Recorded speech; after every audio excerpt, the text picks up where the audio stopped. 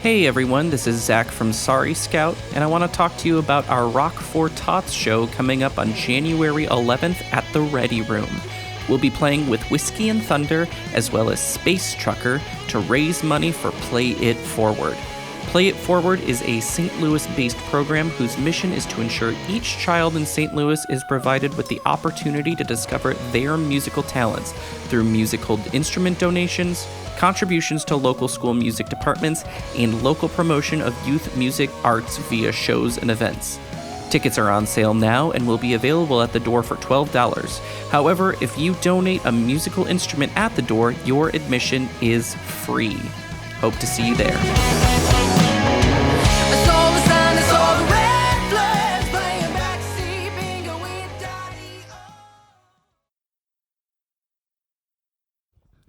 Hey everybody, Shane Presley here. Thank you for tuning in. I want to say Happy New Year to you. Happy 2020. Thanks for checking out another episode of Rock Paper Podcast. A couple big things I want to tell you about happening on January 14th will be my next singer-songwriter storytelling showcase out at Naked Vine in Chesterfield. I'll have Ethan Jones, Lisa Houday, and Chris Curd out there. $10 cover, 7 o'clock start. And if you haven't been out to Naked Vine yet, you're missing out. This is a really neat little intimate listening room. It's 3 writers sitting on stools sharing their stories behind all your favorite songs. So join us out there again Tuesday, January 14th at Naked Vine in Chesterfield, Missouri. Again, like I was saying, if you haven't been out there, you're missing out. They do a lot of great things. Live music happening on Fridays and Saturdays now. They on Thursdays, they will start now here in 2020. They'll start doing a vinyl spin every Thursday night.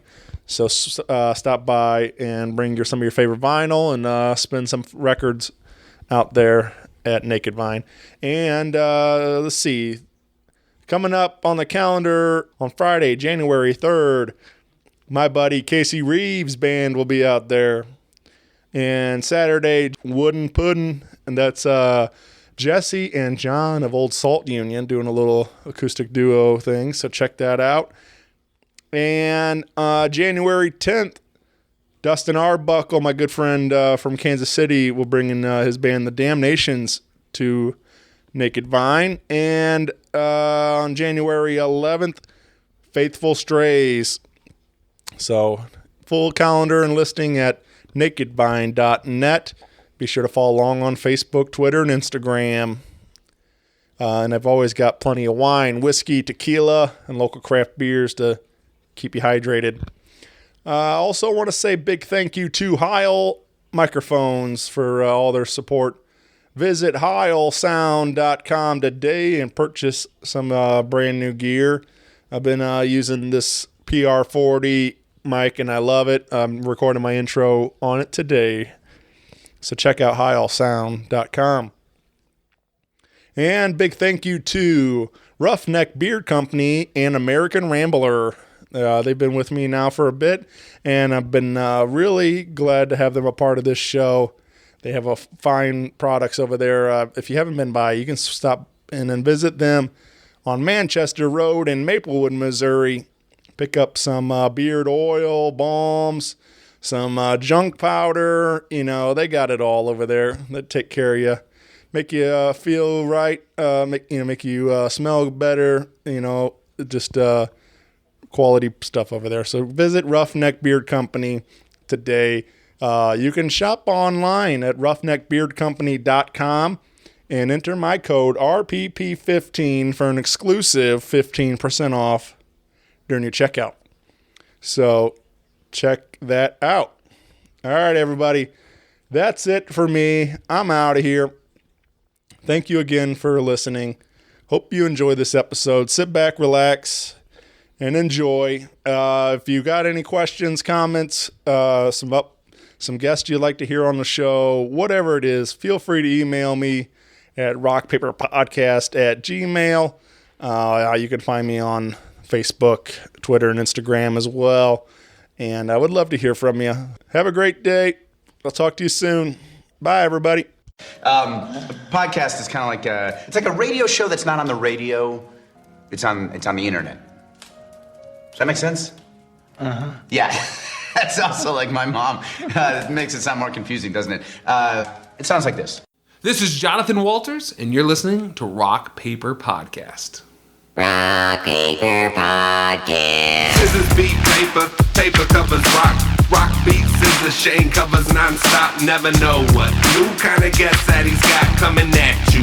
Live and direct on the spot. Could be rock, folk, country, or hip-hop, jazz. All kind of folks that he has. Could be an artist or a comedian to make you laugh on the Rock Paper Podcast. double-decker fudge round, rolling round town. Shane coming at you live and direct from ground zero. He's your hero, he's your bestie. Rock Paper Podcast with Shane Presley.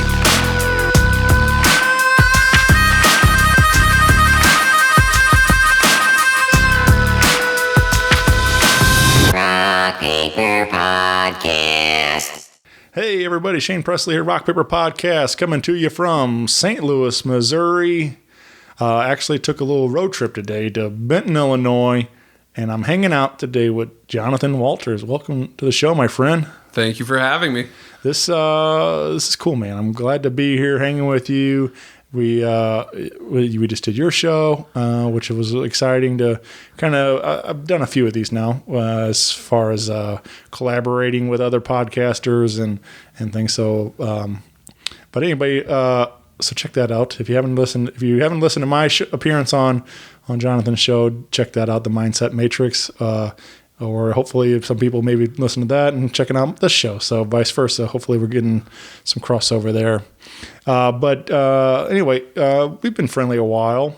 We met a couple years back, I guess. Now we met through music, through Discrepancies, I believe, was the first time we first kind of come in contact. And But I've been following along with some of your stuff now. Like I said, now you're a podcaster, you are a teacher, you're a photographer. You know, so there's got a lot of different hats. So I thought it'd be fun to kind of talk about some of this. And anyway, but yeah, man, thank you for being here today. I really appreciate it. I'm really excited to be on the show. We like I said, we here in Benton, Illinois, in your home. This is this grew up here, or are you? Yeah. I've lived in Benton pretty much my whole life. I would spend a couple of my summers down in Jacksonville, Florida, with my parents. But other than that, I've been right here in Southern Illinois the whole time. Yeah, man. This is a nice little drive down. I've done a couple of these various road trip edition type of things. I've gone to Columbia, Missouri. I've gone to did one in Muscuda, Illinois, and things. It's just it's fun. It's all part of the process for me. I enjoy going, one, where you're comfortable at, where you're more comfortable at than your own home. But two, it gets me out seeing different parts of our community and different things that I might not see every other day. So helps kind of push me out of my comfort zone as well. So, but anyway, so grew up around here, and you, I know, like I said, we met through photography. Has that always been a big passion of yours, getting into photography, or? Actually, no. I got into photography by chance. I was homeless, and I was selling some of my possessions. I had just lost my job. I was homeless and penniless, and I had some guitars, hence the music side of things, and I put them up on Craigslist to sell. A guy contacted me and said, "Hey, I'll give you a camera for your guitar," and they'd been up there for weeks, and I was hurting for money, so I thought, hey, a camera's got to be easier to sell than a guitar. So I said, whatever. I got my first Nikon camera, and I'm like, well, I've got to make sure this thing works. So I took it out in my yard and started shooting some shots on it, and I'm like, this is pretty neat. So I held on to it for a couple days and trying to get it cleaned up. I convinced my wife I was just making sure that it worked and that nobody would get in trouble if they bought it. Keep in mind, at this time, we're bouncing from house to house, from friends to family, just trying to find somewhere to sleep at this point. And I really started liking it. I went to one of my friends who was a musician, and I said, hey, do you care if I shoot your guys' practice? It was actually in a band I used to be in. And I'm like, hey, you care if I shoot your practice? And they're like, no, not at all. Come on over and check it out. So I went over there and I'm like, okay, this thing is way too cool for me to sell, so I'm going to have to sell something else. So I actually held onto my camera, and my passion for music intertwined right along with my passion for creating these images and experiencing the music through the images. So, I mean, that's I should not be a photographer. It just kind of happened out of some bad luck. So the guitars were yours you used to play? Yeah, I used to play them. It was I had a Gibson Les Paul studio that I was trying to get rid of, but the sticker price from Guitar Center to sticker price on Craigslist is a big difference. Yeah. So I ended up having to get rid of that. I was very upset when I did, because I kind of bought the guitar in tribute of my dad who had passed away.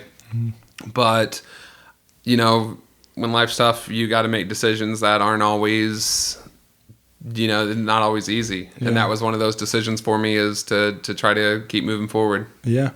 What? So you said homeless. So how did you get to that point? So, man.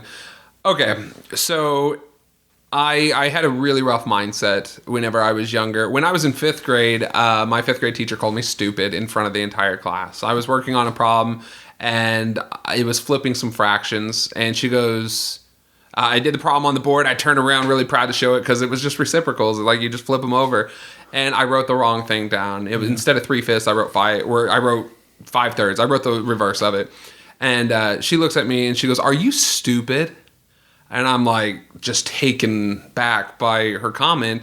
And I looked around the classroom, and I already wasn't like popular in any sense of the word. And I looked around and I saw a couple kids like kind of laughing at me. I saw a couple kids just complete shock of what she just asked. And then I could feel my face getting hot, and I'm just like, oh my gosh. So, I mean, this is taking it way back, but this is the root of your question. So this kind of just like destroyed my mindset. From that moment on, I started believing that, you know, I am stupid. I can't do anything. So I ended up failing out of school. I ended up failing out of high school. I ended up quitting high school when I was 16 years old. And whenever you make decisions like that, progressing in life is very difficult. So I got to a point where quitting became super easy for me. Right. So my dad told me whenever I was younger and I wanted to quit high school, he said, hey, quitting something is unlike anything else because it's only tough the first time you do it. He goes, after that, it's really easy to quit. And I didn't really know what he meant by that until, you know, I was 5 jobs later out of high school. I'd gotten my GED, and I'd quit a job after 2 or 3 months. Quit a job after 2 or 3 months because things weren't going my way. Well, it turns out I actually had a learning disability that I found out right at the end of high school. I have dyslexia. Mm-hmm. So keeping these jobs was extremely difficult for me. I would make mistakes. I would, again, be called stupid on a regular basis. And I didn't have the work ethic that I needed because up at that point, I really had no belief in myself. So I quit a job, and my wife ended up losing her job at the same time. So where we used to be able to depend on each other, we both kind of got in a bad position fast. Money was gone, and we had nowhere to go. So, I mean, we lost everything we owned at that point. We had to sell it or get rid of it or something because we had nowhere to put it. Yeah. Oh, man, that's heavy. That's wild to think about, too, that you could kind of pinpoint the moment. You know, it's like go back in history where like a lot of this kind of started and stuff. Like, yeah, that's tough, man. For sure. Well, I call that the straw that broke the camel's back. Sure. Just prior to that, over the summer, my grandpa was murdered in Jacksonville, Florida. And I remember that taking a really, really big toll on me whenever I was going into 5th grade. That's whenever that happened, was in 5th grade. And it just it was too much. It was very traumatic for me.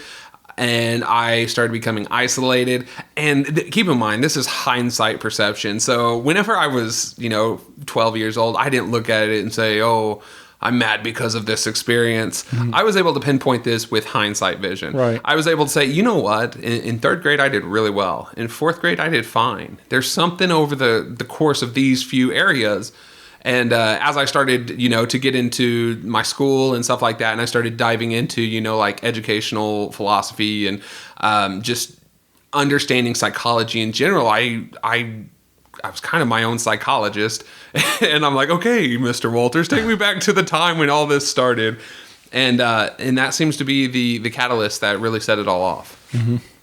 Yeah, I don't know, man. I felt like I've heard you talk about some of this on your own show and listen to that, and like I was kind of thinking about my own story, and like as far as like a student wise, like I was straight A's pretty much for all through middle school and things, and then I guess it was like high school. I just got definitely grades started slipping. I barely graduated. I had like a 1.8 GPA or something like that, and I started really getting like big into sports, especially my freshman year. It was like football, basketball, and track, and then I was also like involved in like FBLA and DECA, and like ended up writing for the school paper my junior year, or maybe my senior year, whatever it was. But like, so I was very active in a lot of different aspects of it.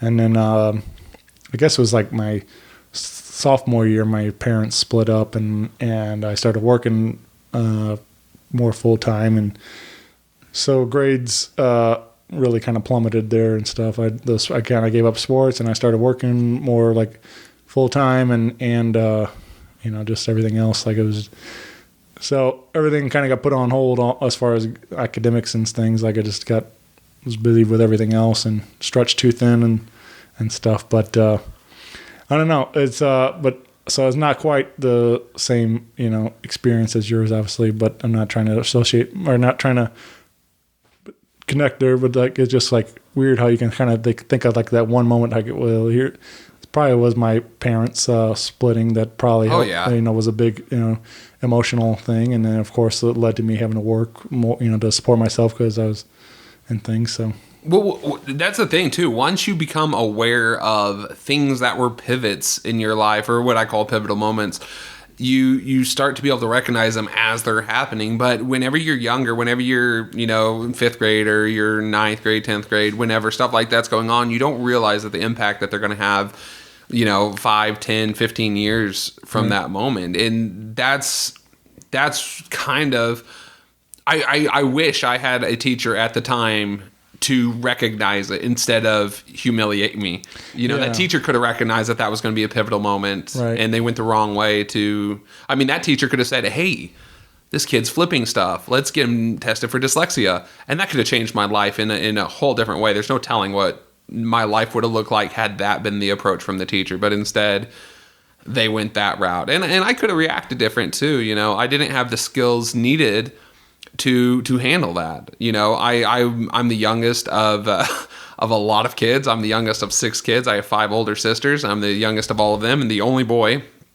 So there wasn't a lot of attention to go around specifically to one child in the family. So it would have been very, very rare that my parents would have been able to notice something was wrong with me, or to recognize that there's an issue. So that's what's kind of neat about being an adult on the other side of it at this point in my life, is I'm recognizing these pivotal moments for other people, and I feel in my opinion that I've helped a few people kind of take those pivots and go down the right fork on their road. Yeah, man.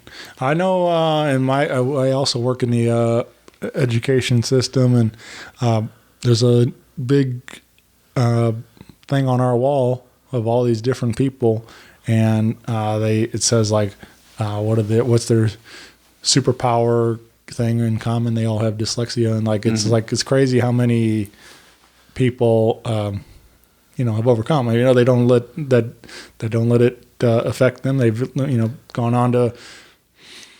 There's so many of them, but they all have gone on to giant careers and doing wonderful things. But I'm sure they all struggled just like you as a young child and trying to learn and stuff. It wasn't easy for them, but dyslexia is super common too. 20% of all learning disabilities is dyslexia. That means 1 in 5 people who receive special ed services is for dyslexia as their learning disability. Yeah. And there's What's weird in the public school system is we can't do anything about it. We can't recommend services. We can't say to parents, hey, I think your child has dyslexia.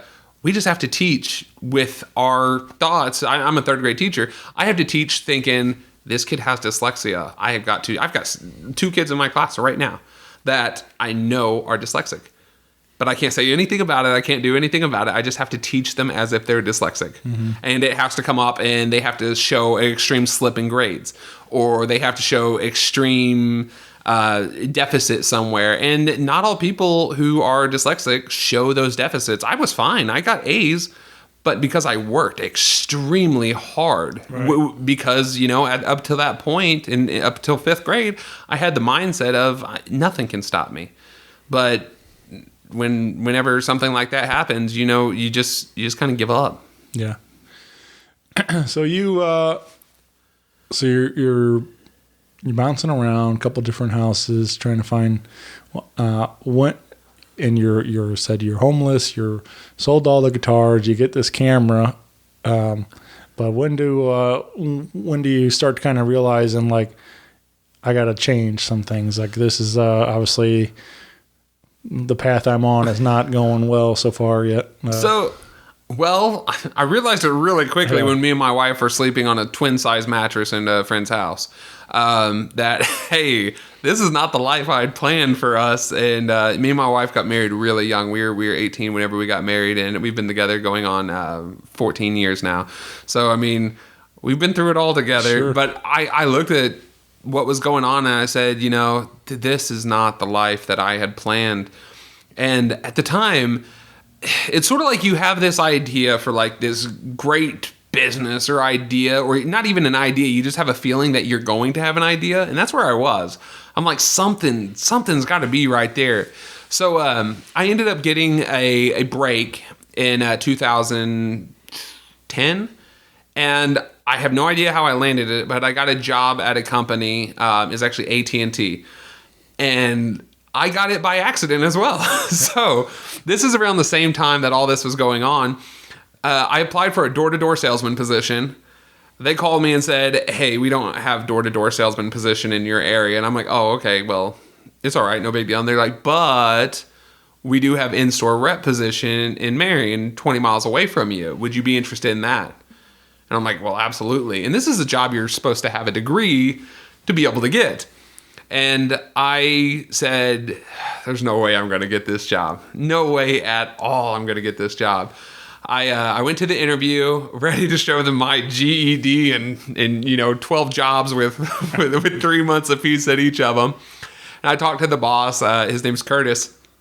And he was actually surprised that I showed up for the interview because they had just gotten about like 8 to 10 inches of snow the night before. And I drove like this old Mustang, rear wheel drive. I should have died on the way there, but I didn't. I show up and he's like, you showed up? And I'm like, yeah, I show up. I always show up. He's like, okay. Took me back to the office and we talked for about an hour. And I told him it was honestly the first time in an interview I'd ever been honest. I know that sounds terrible, but it was the first time I'd ever been honest. He's like, what are you looking for? And I said, I need a mentor. I need somebody to get me off this path I'm on. And I said, I need a job that's going to give me some purpose. And he started introducing me to the people around the store and stuff like that. And he said, well, you'll hear from us. Lo and behold, I got the job. I got hired in as a part-time sales rep. And every single day I came to work, I was still homeless whenever I worked here at the beginning. A few months into working there, I was able to get enough money put up and we were able to start renting a house again. But he told me every single day, he goes, man, Jonathan, I just love how positive you are. And I'm like, you gotta be kidding me. I'm like the most pessimistic person. I hate everything about everything. And you're telling me I'm positive every day without missing a beat. Jonathan, man, you are so positive. I love your attitude. And we did that for about, 8 months. And then something was going on during that time. He was actually molding me and being the mentor that I needed. Yeah. I went on to be the top sales rep in all of the region and got invited to this like reach for the top thing where you go there and you win prizes. I ended up winning 2 phones and I'm like, wow, this is really cool. And then I actually got invited to apply at the new store that they're opening, and I became an assistant manager in their Poplar Bluff store that they opened. And this is where I sort of fell back on hard times because I lost my support. I did that, and then I ended up quitting that job without notice too, so I couldn't even go back. So it's hard to keep a growth mindset. It really is. I got that job. I love that job. And whenever I went there, I was actually deathly afraid of flying. And they would not let me go to training in any other way except for flying. So I ended up quitting because of that. Isn't that crazy? Yeah. So stupid. But he gave me the confidence that I needed to move forward. And then I ended up getting another corporate job with the telecommunications company. And then it started going up from there, and I started getting more invested into like the photography side of things. And within about a year, photography was my only job, because me and my wife were both working at that telecommunications company 80 plus hours a week, like nonstop. And we got to the point of, she ended up getting a job in a telecommunications company along with me. And we were taking our kids every single day over to my mother-in-law's. And we'd take them while they're sleeping. They'd be there all day long. And then we'd pick them up while they're sleeping. We're like, God, this is not a life for our kids. Right. So that's whenever I quit. And I said, I'm going to do this photography thing full time. And that's how it turned around. Yeah. I think that's one. That's awesome, man. That is. I feel like there's so many people out there that are just afraid to take that chance and take a shot on themselves. Like, to where, it almost came out of necessity for you, as you said. Your relationship's getting stretched, and you're not being able to be the father you wanted to be, and everything else. But when you get to, you believe in like, maybe I can make something with this, and you of course that your photography took off. Was it always, so we met through concert photography? Mm-hmm. But was it always that, or do you like shooting all kinds of other stuff too? Or well, I actually started out shooting like bugs and landscape. Yeah. I shot a picture of a dragonfly. This is a really neat story. I shot a picture of a dragonfly, posted it on my Facebook, and it just kind of sat there for a little bit. I was sitting in my car, and I saw that they were having the DeQuoin State Fair. It's the fair locally here where they have a whole bunch of bands come. They have them all over the different, like the beer tents, and this tent, that tent, this stage, that stage. And I'm like, dude, American Authors is playing. I want to go shoot them and see them. And like, is that best day? Yeah. Like that? Best day of my life. Best day of my life. Yeah. There you go. There's your music part of the show. But yeah, they were playing, and I'm like, this band is awesome. I love this band. So I called them, or I actually messaged them on Facebook like a noob would.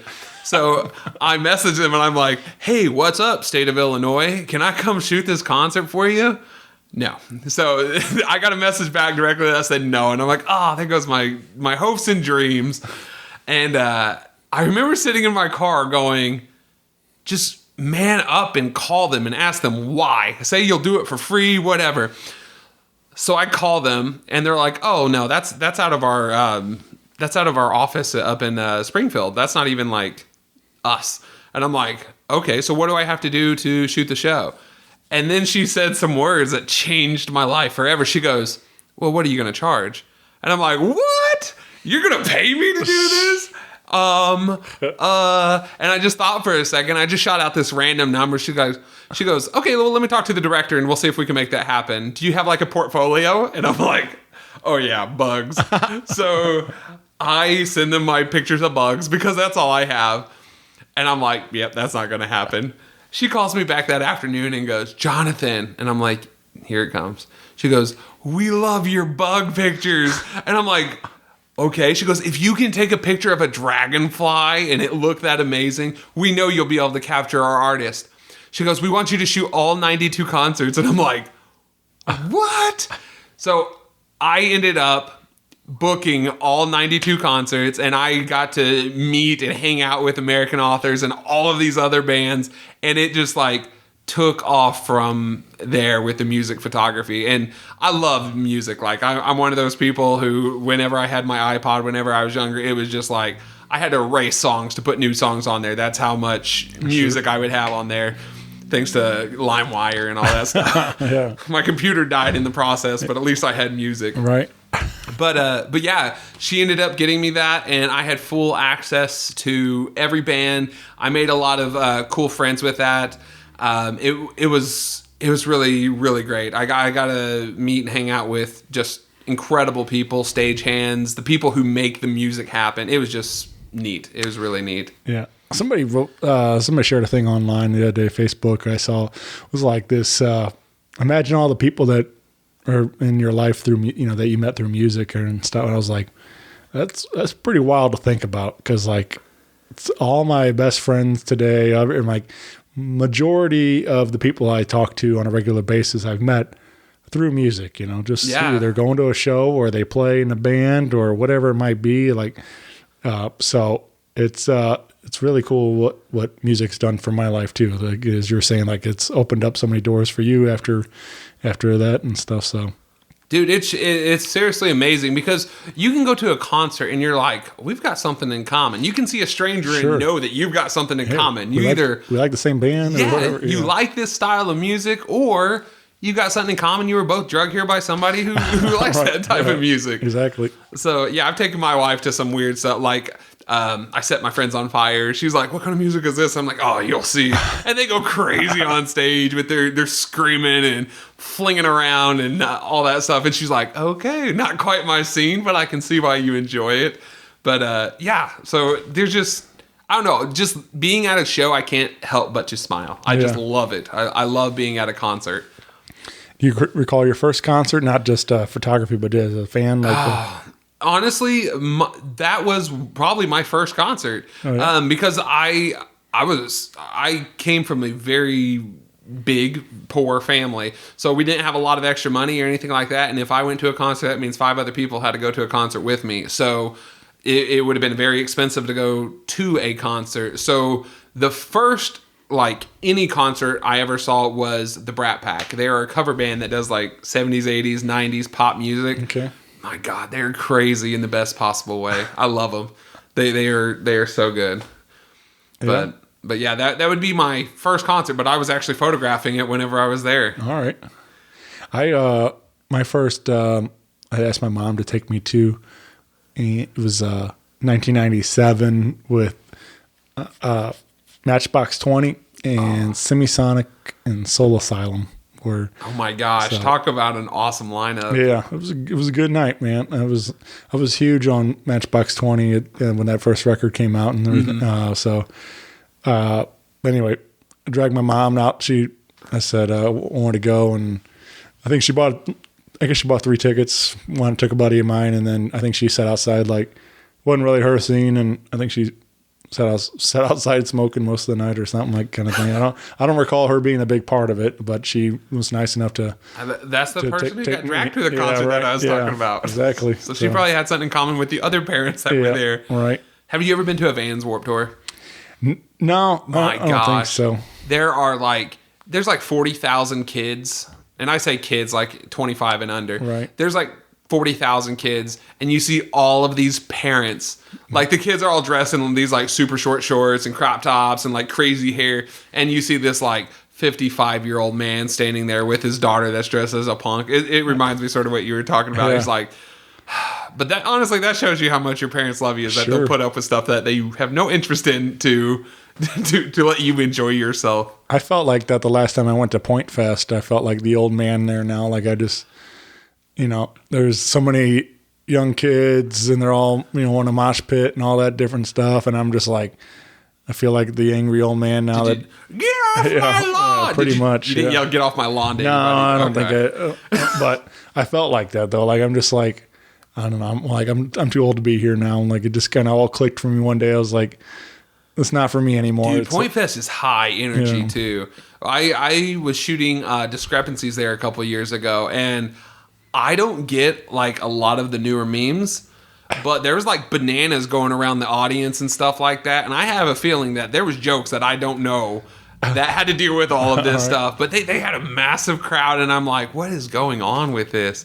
But dude, I love Point Fest. It was great. Man, that was that was a great day. That was so much fun getting to watch those guys open that show up and kick the party off, and they, you know, it was a huge opportunity for them, and in that moment things changed, man. They definitely made a lot of new fans. And, oh yeah, they had it stacked back to like the fences. They were like, it's whenever I take those photos, it looks like a Vans Warped Tour for a main stage band. It was insane to see how many people were at their stage at Point Fest. Yeah, it was crazy. They're my top. I don't know if they're even considered local. They're still local, but I mean they're signed local now. Yeah. But I've got them on my rotation on Spotify. I listen to them probably more than anybody else local wise. Yeah, big shout out to the boys at Discrepancies. One of my absolute favorites too. And like I say, man, back kind of reiterate too, like. I'm so glad that I met those guys because they're some of the best dudes around too. Like they're not just great musicians; they're wonderful human beings too. And I have a lot of fun hanging with them, and glad to call them friends. We almost got killed by a hobo. Oh yeah, yeah. We were doing a photo shoot one time. I don't know, and this hobo comes out of a building downtown. So let me back up a little bit. So we were going to do a photo shoot, and my brilliant idea is like, hey, let's go on the north side. There's a lot of abandoned buildings and stuff. A lot of abandoned buildings have homeless people inside of them with knives. And that's what we saw this guy like coming at us, and we're like, oh my gosh, we're going to die on this photo shoot. And we ended up paying him like $10 to leave us alone, and he left us alone. He let us in the building and stuff. We got some cool shots, but yeah, that's probably one of my favorite memories with Discrepancies is almost dying by a hobo. Dude, I got some crazy. That between the I don't know. Have you heard of Archangela? Yeah, I know. Yeah, they are by far the craziest band I've ever worked with in the most amazing way. They have endangered my life in so many ways. It is insane. We were in... is it all right if I tell this story? Yeah. Okay. Yeah. We were in East St. Louis, and they're like, hey, there's this really tall building. What's the statutes of limitation on breaking and entering before we get started on this? Let me look it up. Hold on. We're good. So we're like, hey, there's this really tall building. It's 17 floors. We want to go up to the top of that so we can have St. Louis in the backdrop. And in my mind, I'm like, that'd be great. That'd be fun. This is before I lost 200 pounds, too. So I'm like 450, and I didn't put it together that abandoned buildings don't have elevators. So I'm like, okay, well, we'll take the stairs. So we find a hole in the side of this building. It's right next to this bar where people are looking at me like, yeah, they did not look friendly. So they're looking at us, and I'm like, this is going to be fun. We start making our way up the stairs, and I'm like, are we there yet? We're on like the third floor, and these stairs are just like crumbling underneath us. And we're like, man, we got to get to the top of this floor, or we got to get to the top of this building. We finally make our way up to the top. We do our photo shoot and stuff, but we did not leave enough time for us to get to the bottom with it light outside. And I'm talking like we had 150-foot drop of stairs right next to us if we would have missed our steps. And I was just sitting there thinking the whole time is like, what am I getting myself into with these? And this isn't the first time we've done this with these guys. Like right. the photo shoot before that, we were in this abandoned mansion that was like falling through and just craziness. But yeah, we got up to the top, and they're crazy. Roman's just sitting there on the side of the building, like dangling his legs, like, hey, we're having a good old time here. 170 feet up in the air in East St. Louis. And it just blows my mind, the stuff that, the experiences that I've had with them. But yeah, we got some awesome photos from that photo shoot. Probably my favorite photos I've ever taken was at the top when I almost died. Nice. Yeah, I mean, that's the thing. As long as the end product comes out like that, and you're like, all right, it was worth it. You know? Yeah, dude, like St. Louis was in the background. The sun was setting right through the arch. It was just freaking beautiful. It was amazing. But it was crazy. I probably lost like 8 pounds that day in sweat just climbing those stairs. Yeah, man. They kickstarted my diet. There you go. So you've got to film or shoot a lot of great locals and things and nationals. And do you have some highlights that you feel like stand out? Don't know some of them. Oh, sure. Besides those two bands, like is there moments that come to mind? Yeah. A lot of times I would get to shows and I would reach out to a lot of bands, and a lot of people were like, "Oh, you get to shoot all these," but a lot of people didn't get to see all the no's that I got. Oh, yeah. So whenever I did get to go to a show, it was really special for me just to be able to be there and shoot it. But there was a few times that they went way above and beyond my expectations. For instance, Bullet for My Valentine, I got to do all access with them. Nice. And one of the cool things with that, Michael Paget, the guitarist, he was talking to me, and I'll try to do a British accent, but he was like, "Hey, look, I can't do it. I tried. He's like, in the song Tears Don't Fall, he goes right at that wow part. I'm doing a guitar there for those who can't see. He goes right at that wow part. He goes, I lean back and it would be a killer shot. And I'm like, okay, what do you mean? And he like does it in the dressing room and like shows me what he's doing. So I take a picture of him doing that.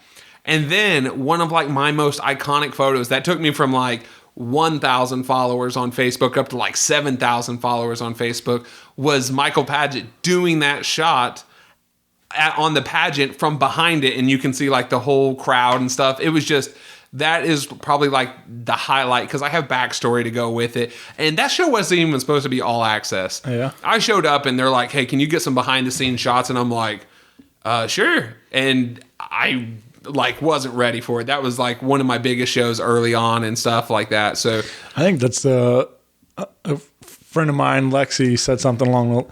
She's got to do a lot of really cool things like that too, and like there's a lot of things that she said yes to that she said she wasn't ready for. Yep. And the best thing is just figure it out. Like you know, like figure it out along the way, and that's what I did. Right. Don't turn on the offer because you don't feel like you're ready, but learn how to adapt and make it seem like you're professional enough to handle it. I think it's who is it? Elon Musk that said that. Yeah. He's like never turned down anything. He goes, just agree to whatever it is, even if it's flying a rocket to the moon. He goes and figure it out along the way. Yeah. And that's my life. Like that's what I do. I don't know how many times I've agreed to something and be like, yeah, let's do that, and then be like, I have no idea how I'm going to do this. Right. But everything that's ever been cool that's happened in my life has happened because I said yes to something I should not have said yes to. Yeah. I guess I stepped outside of my comfort zone on that stuff. Sure. But yeah, that was one of the most amazing experiences. The other one, I don't know if you've heard of Foghat before. I'm sure you've heard of Foghat, yeah. A little slow rat. I got to hang out with their drummer for a while. They were doing some practices, and he was out there. What's his name? Roger Earl, something like that. And he was doing some practice pads on the drums, and me and him sitting there having a conversation. And I'm like, hey, do you care if I take like photos of you? And he's like, absolutely. And then he started like posing for the photos. I'm like, this is pretty sweet. And then he goes, wouldn't it be cool if we took a shot of I can't remember the name of the album, but the album like in front of my face of like me on the album from the 70s. And I'm like, that would be cool. So he holds up this album in front of his face with him on the album. And I'm like, this is like too crazy. Because a lot of times you see these musicians as like superheroes, like right.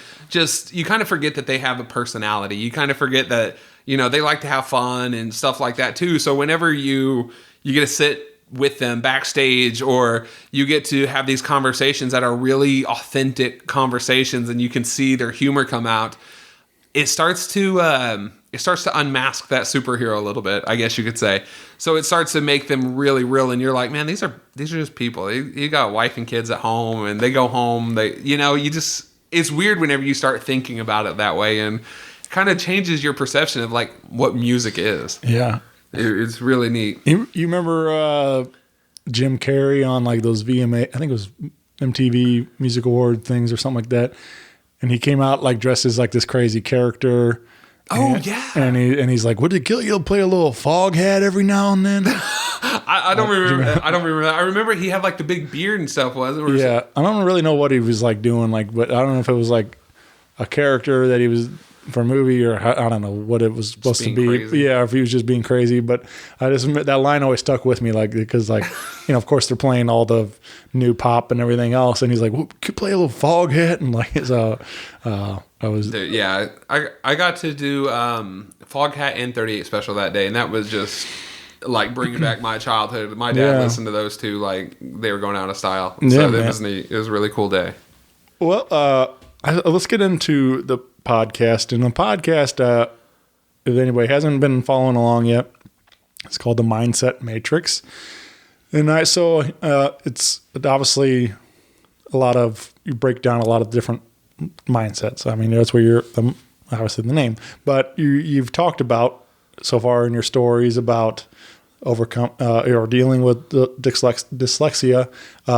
You talked about you were overweight, struggles of learning how to become a photographer and everything else, and like you've had a lot of struggles along the way. Obviously, there's only a couple of them that you family members passing and different things. So how do you feel like when you started this podcast? What was like going into that? Like I have something to talk about. I have these stories to share with people and things like. Where does this all start? Like where now I want to do this podcast and talk about these things. Sure. So I was actually inspired by one of my friends, Zachary Babcock, who he wrote the book Prison to Promised Land, and he started his podcast called the Underdog. I can't think of the name of it. This is my ADD playing in. It's about underdogs who struggled to make this stuff happen, and they've either been dealt a hand or they played bad cards in their life. And I started thinking about it, and I was always looking for this next opportunity of how can I share my knowledge? How can I share my time? How can I share my experiences? And it's been right in front of me my whole life. It's actually been playing out, and I could not have written the story better if I was to sit down and write something out of an underdog coming up and doing something, sort of like you were talking about earlier. I thought about it with my weight loss. I lost 200 pounds in 8 months, and I'm still on that journey to lose weight. I was immobile. I couldn't walk very far at all. I couldn't do anything. I was so limited. So I thought the first step to me becoming successful is to get healthy. That's always should be your first step. That's wild. Like, isn't it crazy? Yeah. I was over 500 pounds, and I couldn't sit on regular furniture. I couldn't sit on regular chairs. And a lot of people are like, "Oh, there's no way you're 500 pounds, dude." I'm 6'2", 6'2", 6'3". So whenever you're tall and you're big, and like I got really broad shoulders and stuff, I was wearing like a size 68 pants to kind of put that in perspective. Yeah. And it's one of those things, if somebody's out there and they're wearing a size 68 pants, I'm proof that you can change that. I'm proof that you can go in the right direction and do it, and it doesn't take forever. The time's going to pass whether you do it or not, so you might as well just get started on it.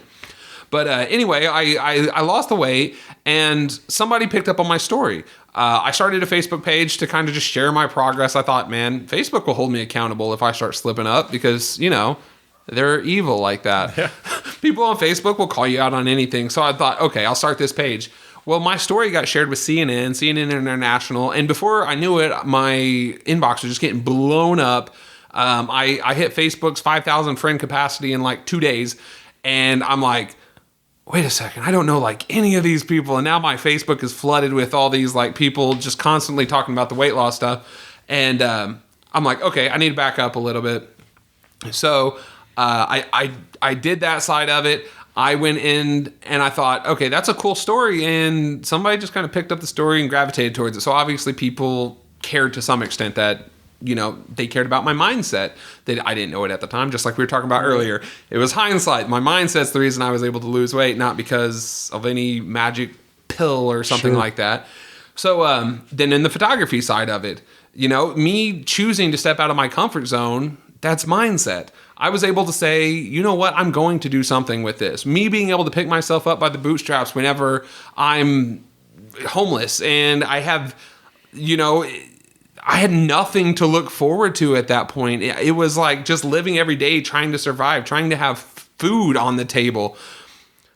Don't make a fat joke because I was 500 pounds looking for food.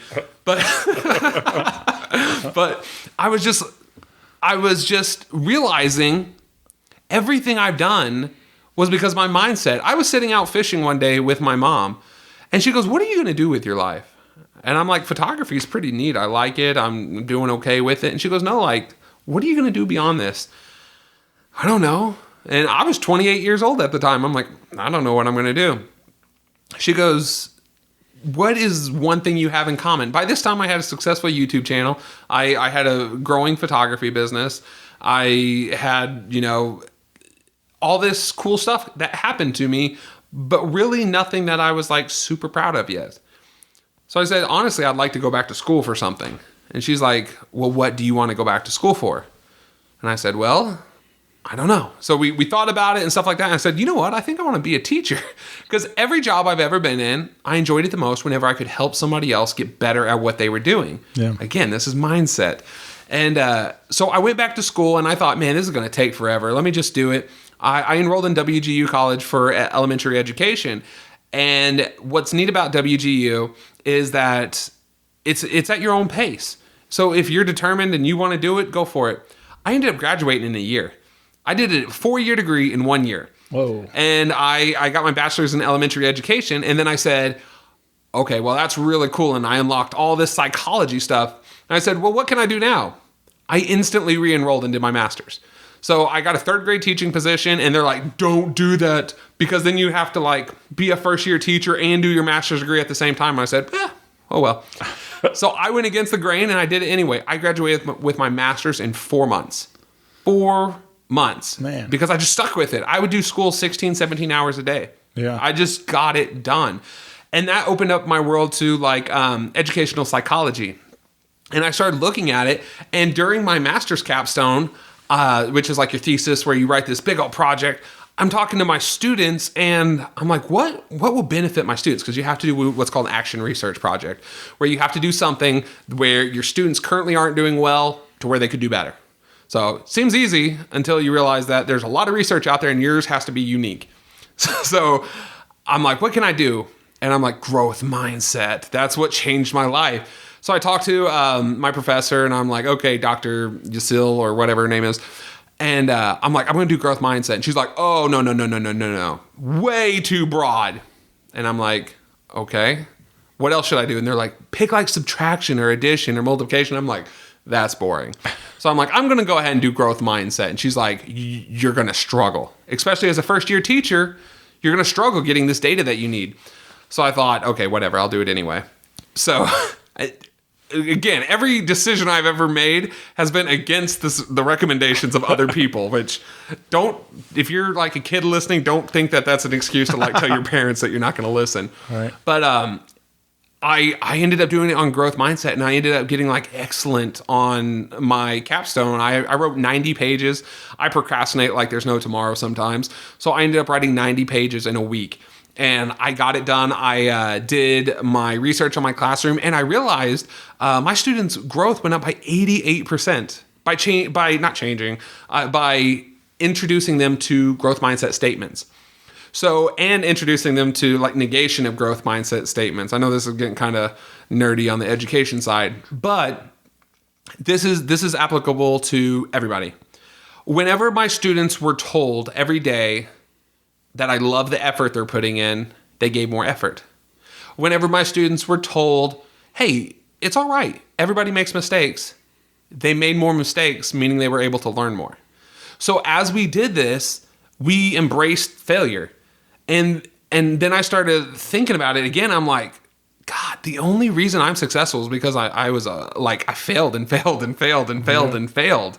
The only reason I did that was because I failed so much.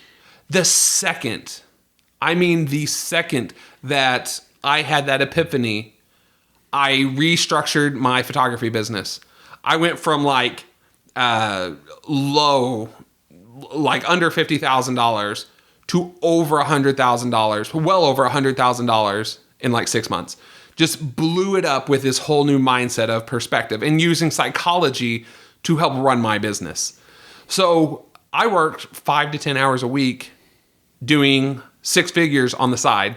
And then I have this school stuff over here. And now instead of just showing up for school, teaching the curriculum, doing the stuff, I went to school and I got super engaged with it. And now I can see the growth in the students and real growth. Yeah. So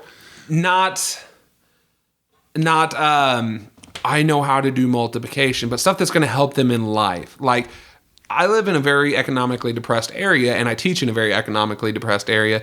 So kids, they're already got the odds stacked against them that they're going to be able to come out of that. So whenever I started doing this, I started hearing these kids would be like, oh, I can't wait to do this when I get older. And it's stuff that kids from our area just don't say. Like, I can't wait to be a scientist. Yeah. I can't wait to do this. I can't wait to do that. So that's what led me into, man, I've got to share this beyond my 17 students. I've got to share this out to the world. So I saw my buddy, he had some podcast stuff on YouTube, Zachary Babcock, and he's like, underdog empowerment. That's an ADD for you. I saw that stuff on YouTube and I set up my stuff and I'm like, okay, sort of like photography, but now it's going to be with microphones. And I within a week, I got a hold of people who have done TED Talks. I've got a hold of assistant professors and associate professors at colleges and universities. Yeah, man. Like it just kind of blew up and took over. And then I just had you on the show today, actually. Yeah. And I want to reach out and get to the people who, beat the odds on being an underdog. There's no reason why somebody from St. Louis should be able to go on and make 700 plus episodes on a podcast. There's no reason why that should work, but you did it. Yeah. That's my mindset. There's no reason why, there's no reason why any kid should fail. No kid grows up saying, I want to fail. Mm-hmm. They fail because we're not teaching them the stuff they need to be taught. Do you realize, I just think it's cool that like you're doing it now, but that guy, and you alluded to it also, that the guy you started working for, like he was kept reiterating the positive every day, and it changed your mindset. Yeah. And now you're doing that with all these kids. Like it just it's cool that, he was doing that even though you weren't aware of it at the time. Oh yeah. And then now you're getting to pass that on. Well, that's why I include him in my story. Yeah. Curtis Bradley is his name. He seriously changed some major stuff for me in that affirmation of, you might not be at this level yet. Mm-hmm. You'll get there. But he found something positive. And then he said, okay, let's work on this. Yeah. He kept up with the positivity. And that's what I do with the students. And that's why it goes so far. And we've gotten a lot of feedback from the Mindset Matrix of people who are like, hey, I'm a musician, or I'm a this, I'm a that. And I'm like, okay, that's not who we were planning on listening to the show. But there's musicians out there, like on your show listening to this, where they just feel defeated. I mean, they are in a flooded marketplace, and sometimes it's just like, I can't get shows, I can't do this, I can't do that. And it's frustrating. But at the same time, giving up doesn't get you closer. Yeah. And just keeping that mindset of like, I'm going to make it happen, whether you want it to happen or not. And it's about finding that balance. It's sort of like I told you earlier, with having the perfect balance of confidence and talent. Once you find that balance of confidence and talent, you can't be crazy talented with no confidence, and you can't be overconfident with no talent. Right. Once you can balance that equation, you can literally do anything. Yeah. I can't wait for listening to the podcast where your students someday were talking about Mr. Walters, changed the way I thought about things, and kind of being that reverse, like you had a terrible experience with a teacher, and then you could be that changed and make a change in every, the world or whatever. It's like, it's kind of, I don't know, that stuff, it gets a little wild to think about sometimes. Yeah. But like the impact you can make on one person and how that can change their life and their, the world around them and everything else. Dude, just like we were talking about earlier, it's a ripple. Yep. It's every person I impact, they could go on to impact this many people and that many people. Sure. And I mean, that's why I want to, teaching is amazing, but I can influence 17 kids a year. Yeah. So that's why I want to get into the motivational speaking, to where I can go from school to school to school and share my story and share the message of, there's kids that have it a lot worse than I ever dreamed of having it. Yeah. And if I could reach those kids and say, if a teacher calls you stupid, that's not the end of you. Mm-hmm. If something happens in your life that is not going your way, that's not the end. And honestly, I think if we just jam-packed our curriculums with growth mindset, affirmations, I think the world would be such a better place. I really do. We got so many kids who hate to see other people succeed. Earlier, that's one of the biggest things I cannot stand, unfortunately, in local music. And people need to kind of reflect and make sure they're not doing this. Most people that fail is because they don't like seeing other people succeed. I know that sounds kind of weird, but bands that go out of their way to see other people fail are the ones who end up failing. Yeah. And the bands who go out of their way to help others succeed are the ones who end up blowing up. Yeah. Have you seen that yourself? There's definitely a lot of jealousy. When things happen for one band, everybody you hear chatters like, well, why is that happening for them? Why I want that, I want that, and it's like, but if you work together and lift each other up, everybody's going to benefit from it and stuff. But there's definitely a lot of that kind of, people get focused on what the other one's doing instead of just doing their own, working. And you'll notice those successful bands that do that, they collaborate with other bands. Right. So, I mean, if you see this one band blowing up, instead of saying, well, whatever, blah, blah, blah, reach out to them and say, hey, man, you guys are blowing up. That is amazing. Because in the future, they might need somebody to open their show, or they might need, might want to collaborate with you or something like that. I mean, people don't realize how many bridges they burn by doing that. And I know you have a lot of music people that listen to this, that if you burn one bridge in the music industry, you have set the whole freaking forest on fire, because the music industry is closely connected. Oh, yeah. And so a lot of people will be like, oh, I hate this venue, to the wrong person. And they'll be like, why do I never get shows? Dude, because we all know each other. I have 500 friends and they all know that you trash talk this venue. That's one of those things that you just got to go into everything with a positive attitude. Yeah, man. So again, get involved. The Mindset Matrix. You can hear more of Jonathan's stories and interviews with all sorts of interesting people. You can find that on Spotify or wherever you're listening to podcasting at. You also can click subscribe on the YouTube channel. You got some different videos on there. Sometimes the podcast is on there, but sometimes you have other various videos, and you can click subscribe. That's J Walt Photography, right? Yep. That's the channel. And you can also find J Walt Photography on your Facebook, and you can and Instagram. Yep, on there too. Yeah, so get plugged in with all that. You kind of alluded to moving into motivational speaking. I mean, there's you're a busy man, like we've talked about. You're doing all kinds of different things, but I guess that's your next goal. Kind of, you'd like to start doing some speaking like that. Oh yeah. So I've said it and I write it down every single day. I will do a TED Talk. So that is my ultimate goal, is to where I can start speaking at different schools, different functions, different just different places where it's going to affect students, educators, administration, and so on. And I think I do have a unique life perspective that gives me a little bit of credibility in the path of the effects of mindset. And I've already taken steps to do that. I'm going to be presenting to my own school coming up in February. I'm going to be doing a growth mindset professional development session it's like a 3-hour professional development session where we're going to talk about, how to develop a growth mindset, the importance of developing a growth mindset, how to apply growth mindset whenever we're still trying to balance all these standards. And it really takes into account, a teacher's perspective on this. I've only been a teacher for a year, but I have been in the school system for a lot longer, as I'm going through my teaching degree and stuff. And I'm very analytical. Whenever I was in school, having dyslexia, I struggled to see things the way other people saw them.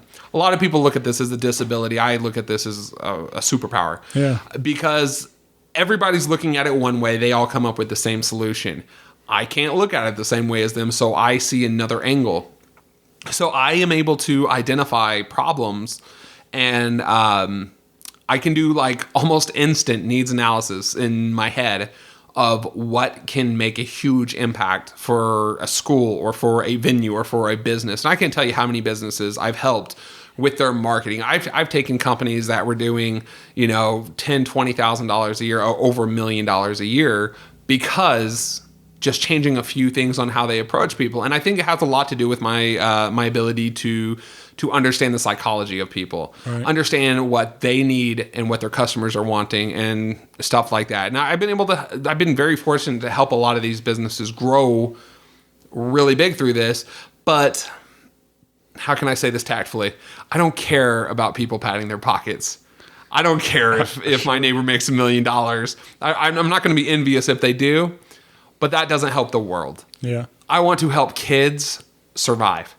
I want to help kids thrive. I don't want to be a scientist. I want to create scientists. I don't want to be a doctor. I want to create doctors. And that's sort of my mindset going into this is sometimes as teachers, we forget what our role is. We get so focused on the curriculum that we forget that we're there to educate students. We spend more time with the students than their own parents do. Yeah. So we are the role models that they see.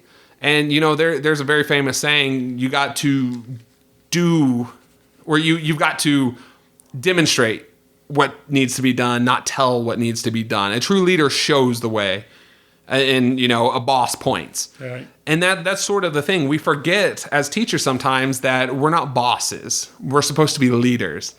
Anybody can come in there and hand out worksheets. That does not take a degree. That does not take anything. It takes a very special type of person to recognize that every kid in that room is going through something very unique at their house. And that every kid in that room deserves a chance to be successful. Too many times teachers give up on a student because they're difficult.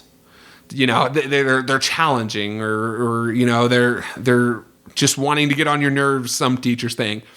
And my goal is to be able to speak to those teachers, kind of help them understand the power of the growth mindset and just mindset in general. I mean, growth mindset is obviously not my term, but I want them to understand the impact that a teacher has. They spend more time with your kids than you do. Yeah.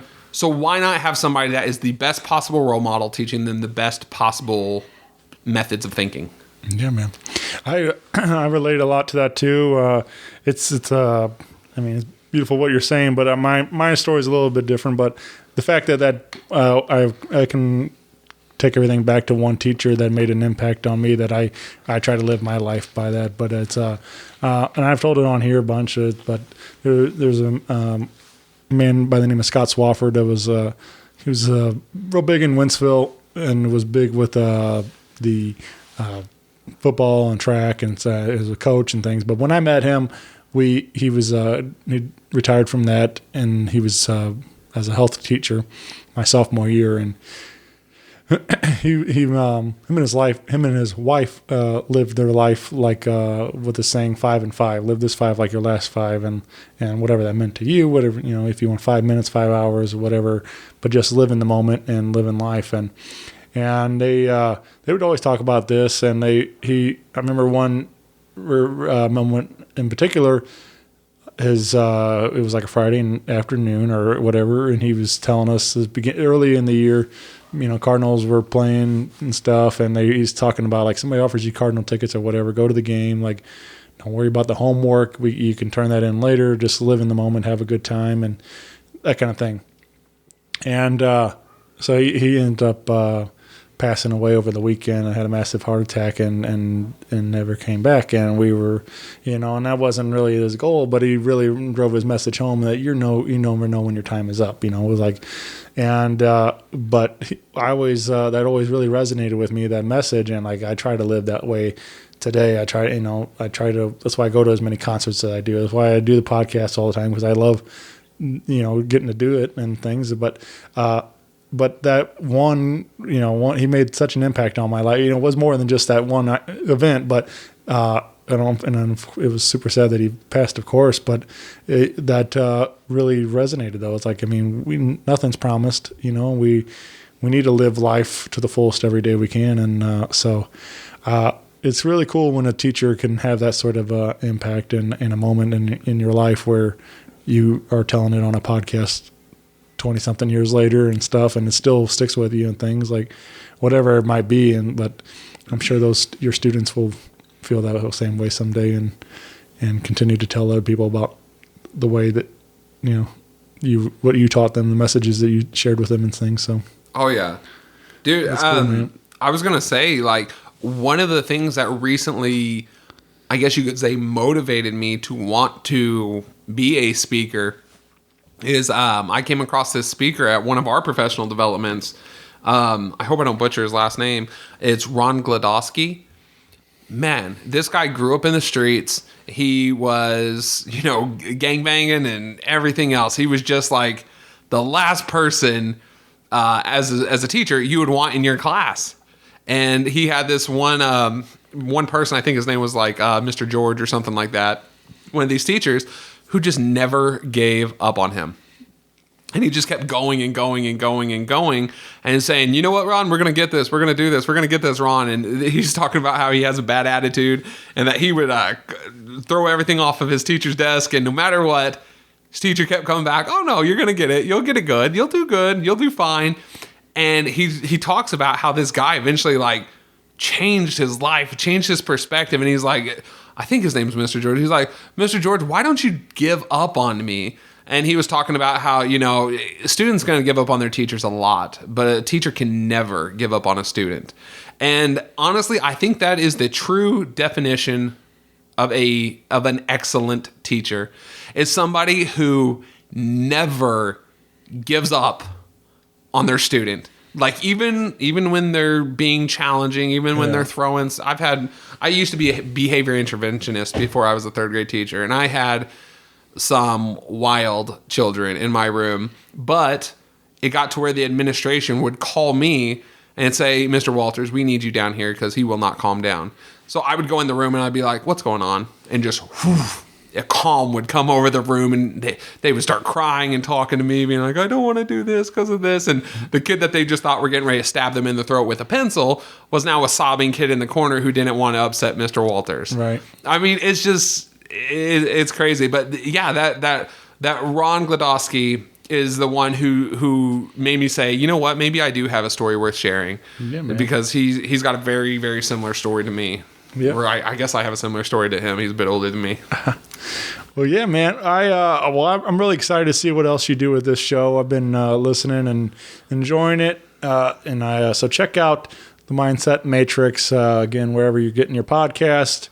And get plugged in with everything, Jonathan, at J. Walt Photography. And you got a lot of beautiful images up there and stuff, all kinds of different things you can see and things. So, but man, I really, really appreciate you taking some time out to share some of these stories with us. And this has been a lot of fun. It's been a really good chat. Well, thank you so much. I really appreciate you having me on. And let's do it again, man. Sounds good. This was a fun day. So, well, thank you, and I'll see you soon, my friend. Bye, everybody. Rock Paper Podcast. Rock Paper Podcast. Rock Paper Podcast. Rock Paper Podcast. Well, yeah, that was it.